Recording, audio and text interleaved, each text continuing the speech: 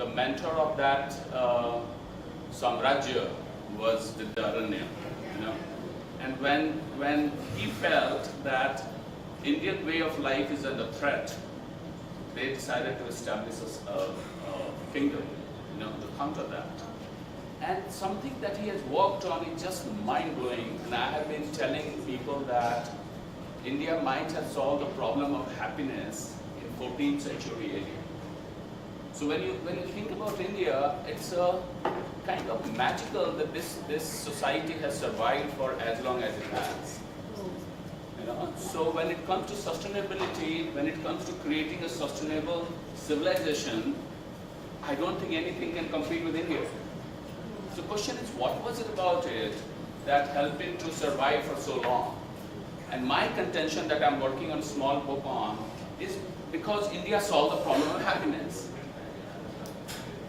It had understood life in a way that happiness was not something to pursue.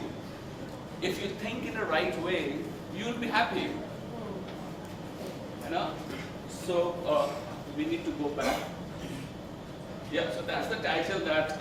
So I have been very fortunate. One amazing thing that happened to me after I moved to Bennett is meeting Tilak. For some reason, he just reads my mind very, very well. So I had, some time back, I told him of what I'm working on, and he suggested this title, that even I could not have paraphrased what I had in mind in this title of the talk. From roots to resilience, integrating traditional wisdom into modern sustainability. So why I'm talking about this 14th century philosopher? Because I want all of you to get rooted into Indian philosophy. Most of you are not. And I feel this is a kind of controversial statement to make. One of the reasons as a human society we are struggling on earth is because Indians have forgotten their own philosophies. So the kind of contribution that India should be making in the debate and discussion globally, India is just unable to make. India is 18% of the world population. And how much income we are contributing in the world's income? 4%. And one of the reasons is that we have not been creative enough. At the core of creativity lies your ability to ask questions. And so today I will take you to, please move. Yeah. Let's go together in the forest of questions. And I am so hell-bent on working on that I have floated a company called Inkaranya. Inkaranya means in the forest of questions. So this is totally about Inkaranya, forest of Ka. So if you think about letter Ka, I say that Ka is the most powerful letter among all letters of Sanskrit or Hindi alphabet. Why is that? Because all the question, the interrogative words are Ka in them. Kaun, kahan, kab, kaise, kyun. In Sanskrit too, that's true. Okay? In English too, that's true until 12th century AD. WH used to sound like Ka. But later they changed that. Okay? And also, so this is, any one of you have heard of this shlok? Vismaya Yoga Bhumika? So this comes from the 11th century text by Vashugupta called Shiv Sutra. And he's saying that unless you are in awe with life, you cannot achieve anything. How many of you are in awe with life? Raise your hand. It's not very easy to be in awe with life because you have to have deep, unanswerable questions. So there is a small project that I'm working on. What does it mean to live with unanswerable questions? That's when you enter into what in India we call Krishna Chetana, Krishna consciousness. Once you live with deep questions, unanswered, from where this history has come, no one knows the answer. No? And it is your ability to live with these questions that happiness starts to engender in your being. And in order to live in a sustainable world, you have to be happy. Right now, we have got it other way around. We will create a sustainable world in order to be happy. And the claim that I am making is you have to be happy in order to create a sustainable world. Okay? So that's what I will share today with you. Go to the next slide. So if no, skip back there. How many have heard of, so if I ask you what's the difference between Buddha and a Buddhu? What's the difference between Buddha and Buddhu? Enlightened and having like possible. So I have a very simple definition. Buddhus they don't know that they are Budhus. And Buddhas, they know that they are Budhus. Okay? So unless you come in terms with your own ignorance, you cannot be enlightened. Enlightenment means you coming in terms with your own ignorance. So if you're not living a life with full of questions, you are not, your chances of being enlightened is almost zero. Okay? So Toxoplasma gondii is a parasite. When it goes into a rat's brain, rats fall in love with cats. And then it becomes easy for cats to eat rats because that parasite can reproduce only in cat's stomach. And when this parasite goes into human brain, what does it do? You have not heard of this Toxoplasma gondii? What does this parasite do when it goes into human's brain? It turns you into a driver on Noida Expressway. Yeah, it makes you very impulsive. If you don't know this biological causal pathway, you are going to implicate people's character, people's behavior in what you are experiencing on the road. Once you know this biological pathway, you like to start looking for solution. How to help people become aware about this parasite. So these kind of changes we need to bring when we want to create a more sustainable world. Right now, all we are doing is blaming each other. It's because of America, it's because of China, it's because of India, it's because of capitalists, it's because of 10 different reasons. While the causal pathways that we need to work on, we are not putting sufficient weight on that. Why is that? Because we are not living a sufficient number of good questions. Okay, go to the next one. Why is this photograph very famous? Because that's Earth. That's Earth that is magnified 50 times. Then you see that dot. Pale blue dot. Yeah, pale blue dot is from Cassini spacecraft. Okay? So if I take you from here and put you on the sun, you can't even see the Earth. We are on such a dot sitting here. And if anyone claims that he or she is the richest, best looking or whatever, that person is just in the fool's paradise. Okay? So the core of our being is our ability to live with that acknowledged ignorance. Once you do that, there is going to be an explosion inside you that I can't even explain to you how will you feel. Like I feel like I'm not supposed to share that actually publicly, but I feel like I have been the happiest person since 1st of April 2003 until now. I don't think any other human being has ever been as happy as I have been. I'm making that claim because I feel the window to create a sustainable world is shrinking. What's going on in Iran, what's going on in Ukraine, we are very close to a nuclear Armageddon. No? We are very close, we are inching very close. So unless we create a narrative where you can be happy just by the fact that you are not going to reduce the claim on consumption basket, and you will not be able to create sustainable world. So when Tilak requested me for this talk, I thought I will take this opportunity because I think I had a very, I know that I had a very nice experience sharing my knowledge at least with Gauri and Tilak. So I thought let me take this chance to share this perspective that in order to create a sustainable world, first we have to be happy. And in India, we have discovered that path. And what is that path? Go to the next one. I always use this metaphor. This is graphite and diamond. So why we are here? That Mr. Amitji talked about that. We want to network. And it's a network, the magic lies.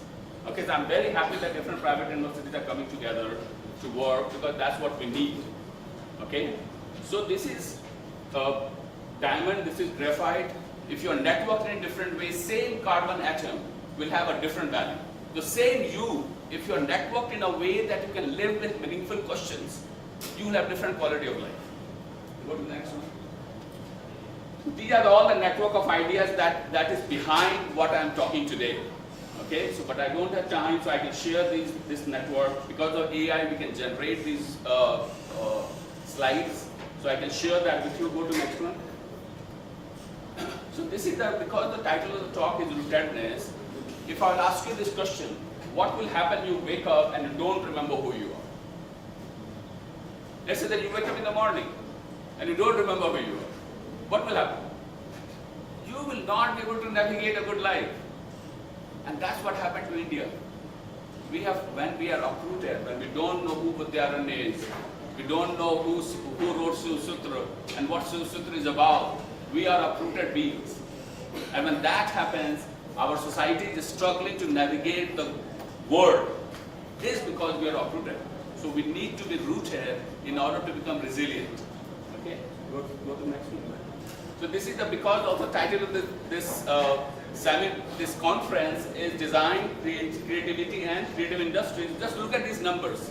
One stock number I gave you, the 18% of the world population, only 4% income India is contributing. Look at this, the size of creative industries. Indian creative industry is very, very small. And why it's so small? Again, you trace it back to you are not asking sufficient number of questions. Because at the core of creativity is your capacity to ask questions. Okay, go to the next one. Yeah, so I will try to end my talk on this slide. Click again. So these are the questions. So one question I already have discussed that with you was the difference between a Buddha and a Buddha. These are the two questions that most of the central books in India, Vedas, Upanishads, they are swirling around. One question is, what is it by knowing which you become that? What is it by knowing which you become that? Or what is it by knowing which there is nothing more to know? What is that?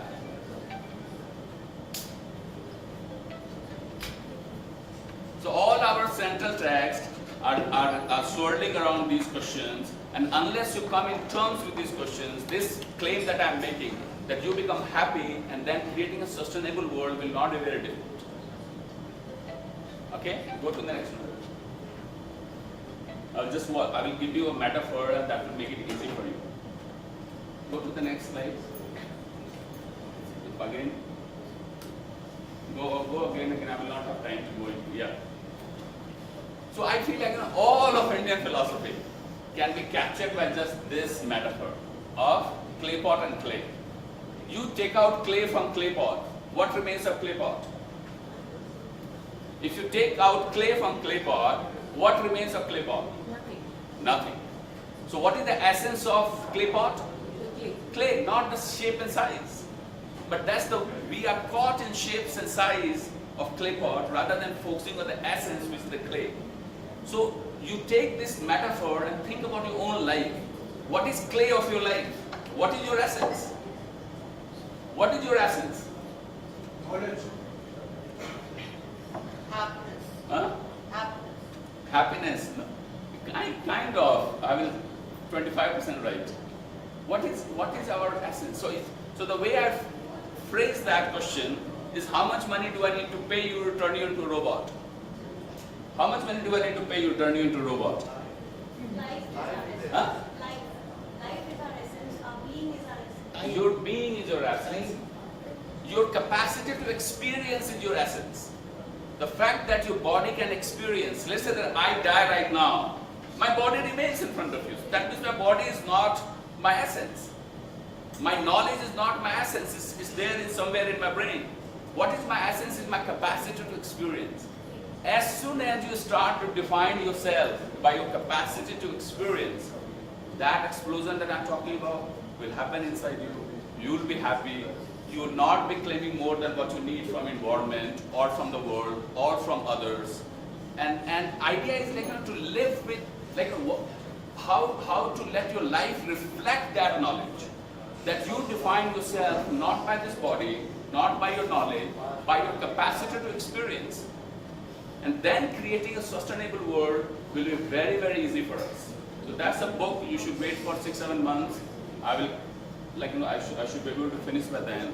Because this is a mind-blowingly simple insight. That once you live with that definition, that essence of you, use your capacity to experience, you will be happy. And then you live your life in order to discharge your duties, in order to pay your debts. This body is a gift from your parents. This language is gift from society. So you feel like a sense of gratitude. Your life will be filled with gratitude. And then no one can take away your happiness. So in order to create a sustainable world, we first need to be happy. And for that, we need a change in mindset. And that is not very costly. So we can totally do it. We need to come together and let our life reflect that knowledge. If we do that at Bennett, next university that will experience that will be KR Mangalam. And then things will spread. So on that note, thank you. We don't have enough time, but yeah. Thank you.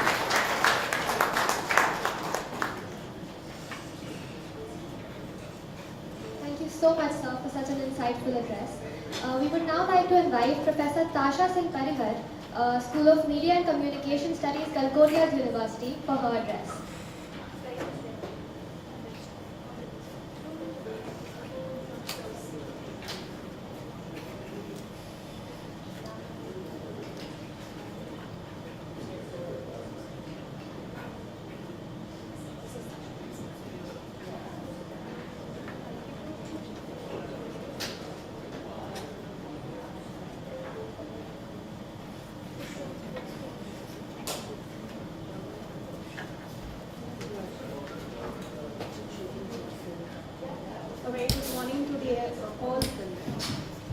A very good morning to all the esteemed dignitaries on the dais.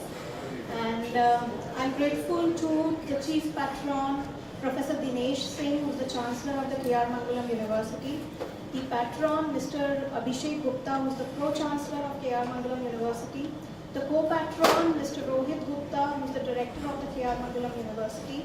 We have Professor Dr. Amit Chawla sir over here, who is the Dean, School of Emerging Media and Creative Economy, K.R. Mangalam University. The conference convener, Dr. Ritika Chaudhary. The conference co-convener, Dr. Ritvik Ghosh, Dr. Serena, Dr. Aditi Agarwal. Is she here with us? Dr. Ms. Yashika Khandelwal, Dr. Aditi Khare. The conference co-chair, Professor Dr. Reshma Narsim, Professor Dr. Farhad Bashir Khan, Professor Dr. Sumit Narula, Dean, Times School of Media, Bennett University. The organizing team, Dr. Behjat Moini, Dr. Saadullah Khan, Dr. Tilak Kumar Jha, Dr. Rekha Pachauri. Rekha ma'am was here, and Mr. Tilak Kumar Singh and Mr. Ujjwal Kumar, and all the students of the organizing committee. I'm really grateful to you, and special mention to the Vice Chancellor of the Bennett University, Professor Dr. Raj Singh, Professor Gauri Chakravarti ma'am, my mentor in Amity, Noida. I have Dr. Anvesha Sharma here, and Dr. Vidhanshu Kumar sir, my former colleagues in Amity. So, thank you for making Connect 360 2026 successful, and I'm really overwhelmed to be present here and share my views on bridging tradition and modernity, policy, practice and industry, discussing integration of Indian knowledge system with contemporary sustainability challenges. Can we move to the next slide, please? AI is often seen as clean because it is digital, but that is misleading.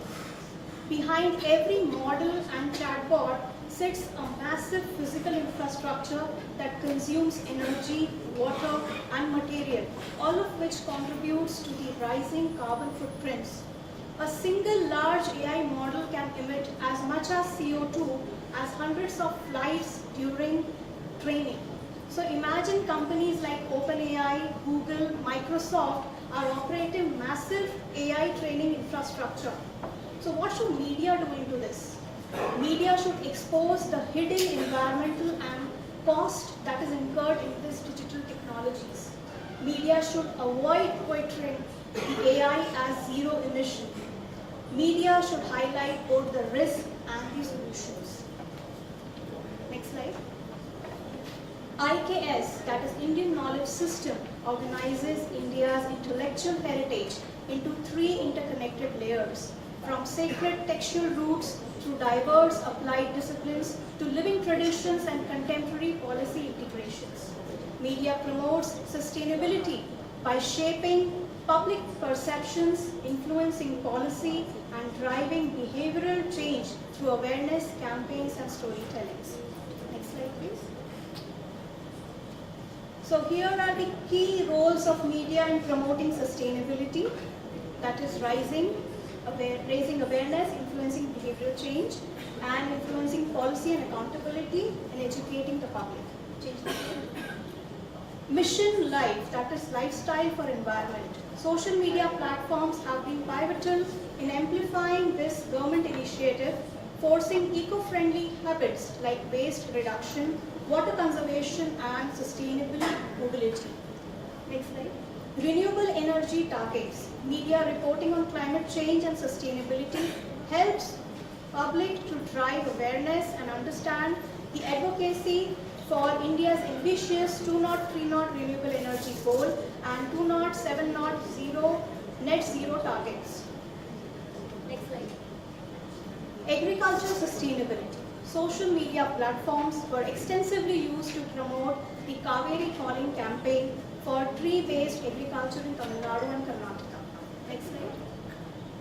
Policy accountability. Investigative journalism and news coverage on issues such as environmental violation, climate change, and waste management act as a check on government action, forcing policy attention on environmental concerns. Next slide.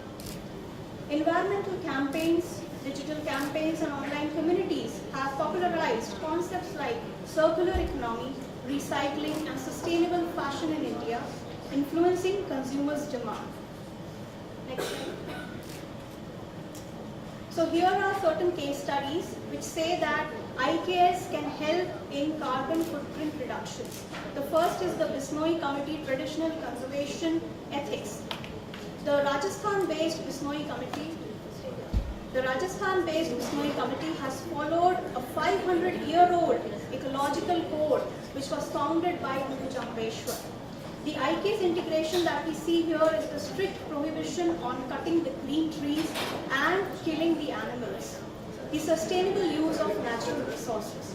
The media have reported on the role of protecting diversity, biodiversity, and preventing desertification. The carbon impact is natural carbon sequestration through forest preservations and prevention of land degrading and desert expansion. The key highlight is that the cultural values embedded in IKS can lead to a long-term carbon neutrality without formal policy enforcement. Next slide. The other case study that I have here to present is the zero budget natural farming. This is promoted in the states like Andhra Pradesh, which draws heavily onto the traditional farming wisdom. And the IKS integration that we see here is the use of cow-based inputs like Jeevamrit and Beej Amrit. It is like we don't use any synthetic fertilizers or pesticides during farming. And the media coverage highlights the reduced input cost and environmental benefits. And media should also report on the government scaling of natural farming. The carbon impact, again, it can reduce the greenhouse gas emission from fertilizers and can enhance the soil carbon sequestration. That we already know that there is one campaign which was a very famous campaign of Save the Soil. And one of our professors was very closely working for Save the Soil. Tilak sir, you did that. So this is something very important because traditional farming practices can significantly lower the agriculture's carbon footprint while improving the soil health. Gradually the soil is turning into sand, and that is desertification of the land. So that is harmful for us because if there is no soil, no food, and we all will suffer in hunger. The next, so we have Auroville Sustainable Living Model. Auroville integrates the traditional Indian ecological knowledge with modern sustainability innovations. The IKS integration over here is the earthen architecture and traditional building materials, and afforestation inspired by indigenous ecological understanding. We have The Hindu and National Geographic channel documented the Auroville transformation from barren land to forest. And the carbon impact is large-scale carbon sequestration through reforestation and reduced construction emission by local material that we use for construction like steel and bricks and rods of iron. So the key insight is that IKS can guide carbon negative community model when combined with modern planning. Next case study is the traditional lifestyle practices and low carbon living. Indian traditional lifestyle emphasizes on reuse and local consumption. And the IKS integration into this is the practice like repairing goods, using handlooms and seasonal diet. Plus, we have the concept of Apigriha. So the media coverage should discuss the sustainable consumption patterns and should feature zero waste households. So the carbon impact is the reduced consumption lowers the industrial emissions and lower waste generation reduces landfill methane emission. So the behavioral change rooted in tradition is critical for reducing carbon footprints. Next case study. The sacred groves conservation. Sacred groves perceived in states like Kerala and Meghalaya are protected due to religious beliefs. And the IKS integration is the forest patches are conserved as sacred spaces and community-driven ecological protection. Media should report the biodiversity value and highlight their climate relevance. The high carbon reduction is undisturbed. If the forests are not disturbed, then you find that the carbon gets reduced on a very higher rapid rate. Plus, the preservation of biodiversity enhances the ecosystem resilience. So the spiritual belief can function as an effective carbon conservation tool. Next. The mud house and traditional constructions. The rural India has used mud, lime and thatch for housing, which is, if you consider and integrate the IKS with it, it is locally sourced, it is biodegradable material, and it is a passive cooling that reduce the need for energy. You don't need ACs for it. The fans will be sufficient because AC is also leading to a higher carbon footprint. And the media should showcase the eco-friendly rural homes, and the Architectural Digest India has featured modern mud architectures. So lower carbon than the cement and the steel which you use, and you see so much of construction is going on around us. So that is leading to a threat to our sustainability and for our coming generation. So the key highlights is that the traditional construction methods offer scalable solutions to low carbon housings. Next. Community forest management that is happening in Uttarakhand. Villages in Uttarakhand manage forests through traditional governance system. The IKS integration is the collective decision making on the resource use and the sustainable harvesting practices. Media should cover the community forest initiatives and should report the grassroots conservation success. This leads to reduce forest cover, enhance carbon sink, and reduce deforestation emissions. So the decentralized governance rooted in tradition strengthen the climate action. And we all remember Everett and Rogers' diffusion of innovation theory, which was propounded by him in the year 1962, which says and explains about how new ideas, technology, and behavior spreads through social system over time. So in simple words, there are three key terms with us, which is to distribute, to disseminate, and to diffuse. So if you use media, media can act as a catalyst, which can help you and serve in spreading such positive news, such positive initiatives, because then people will see it and gradually it will lead to a diffusion of innovation and adoption of these new technologies with the traditional one to have a better living and to support sustainability. Thank you so much.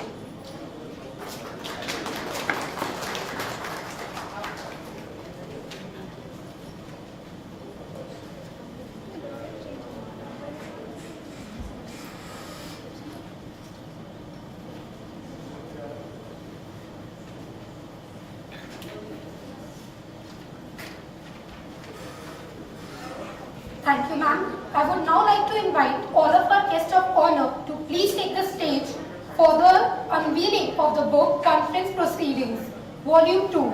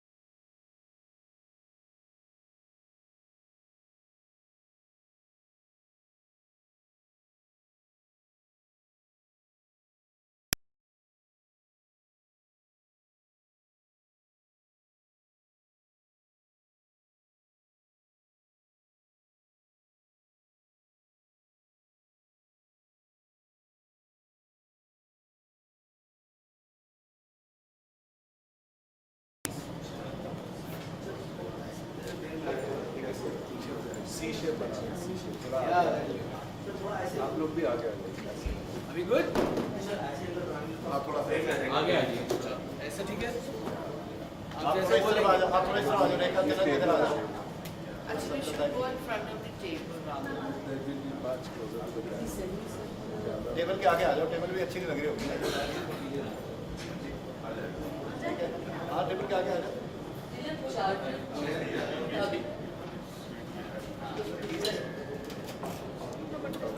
चलिए this camera ठीक है अब एक एक कर पहले वो camera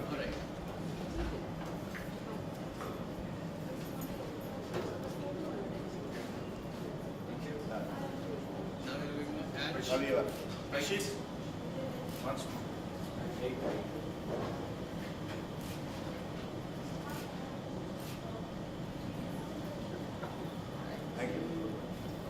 thank you I want you to meet us.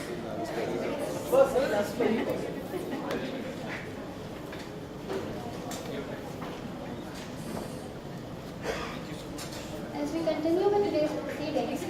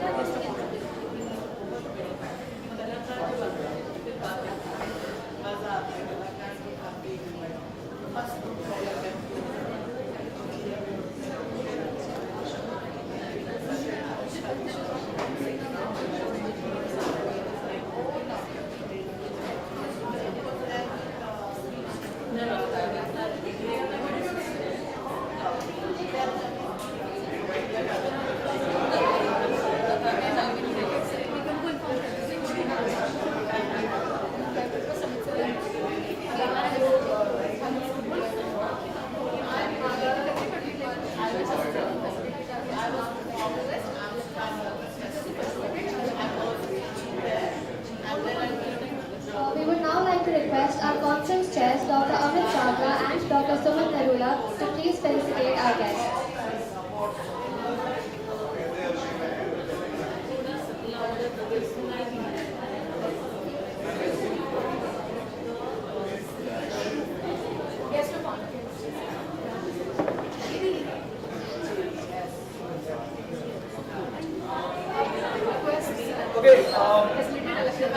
I would like to request our conference chair, Dr. Suman Narula, to please felicitate our guest of honor, Ms. Alaknanda.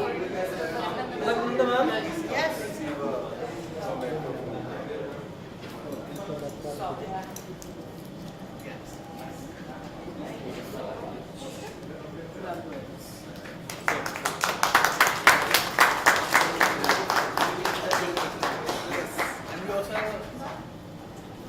Of course, I would do that. So the record put it into the social media for communication. Absolutely.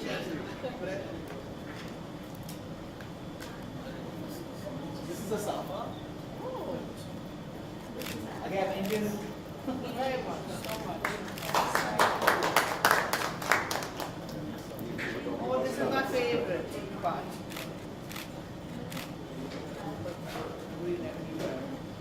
Thank you so much for being here. Thank you so much for joining us. Oh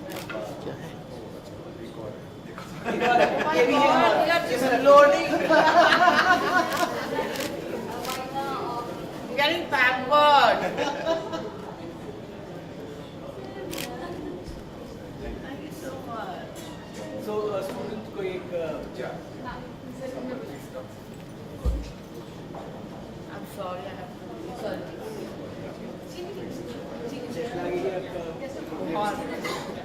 और आज मेरी शाम को class में है, now I start and tomorrow I have an event. Sandeep sir आइए I would now like to request Dr. Sanjeev Kumar to please take the stage for felicitation.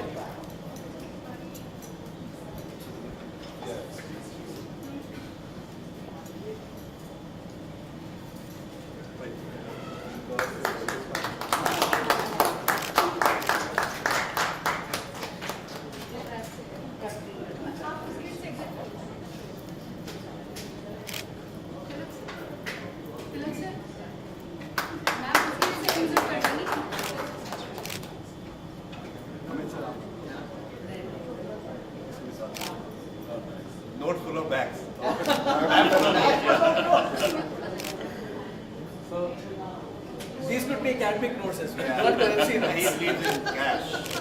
Cash I'm an economist. नहीं sir ने बोला क से cash. Right? We would like to request Dr. Ruby Lal to please take the stage. बता दें हाय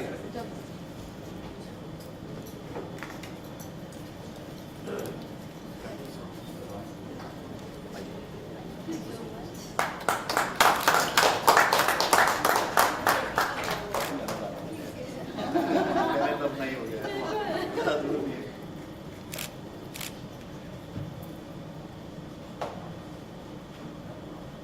Thank you so much.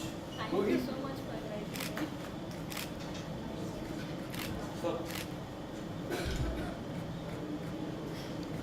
Thank you. We now request Dr. Tasha Singh Parihar to please take the stage. Thank you. आइए दर्शन.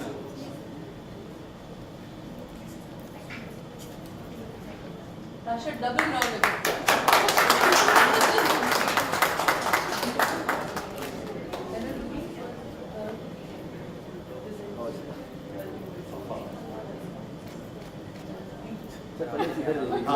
Photo पहले चाहिए आपको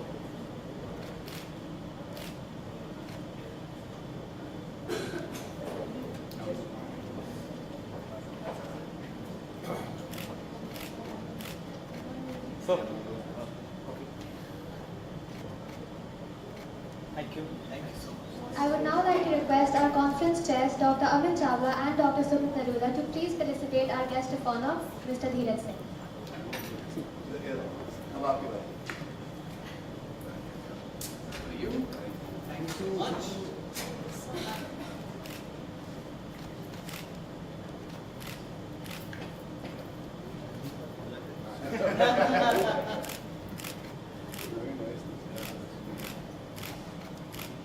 अमित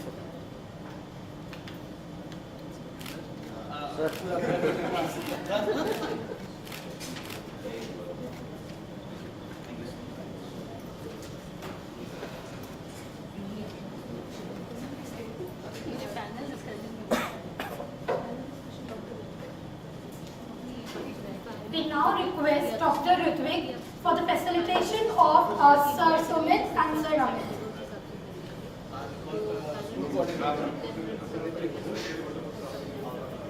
अच्छा. Match करते हैं. ये फोटो ना अलग से बनेगी. ये भी नहीं कि इस वाले की फोटो एक अलग हाँ इसका फोन. हाँ. सर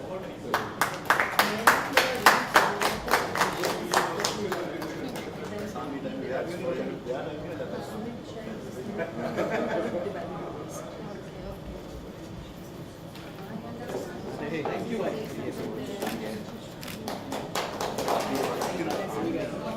फोटो धीरे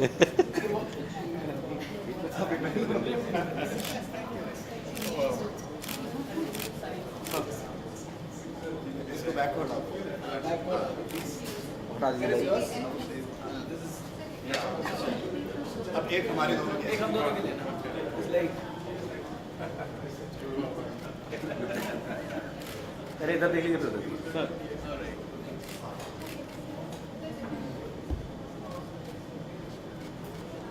आइए फिर से देखा पति. सर इधर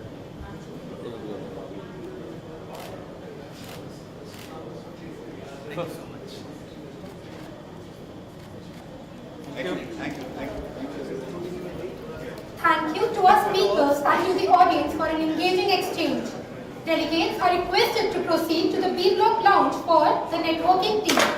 We will resume proceedings after the high tea in this room and in 317. N block. Hello everyone, we have two technical sessions after high tea.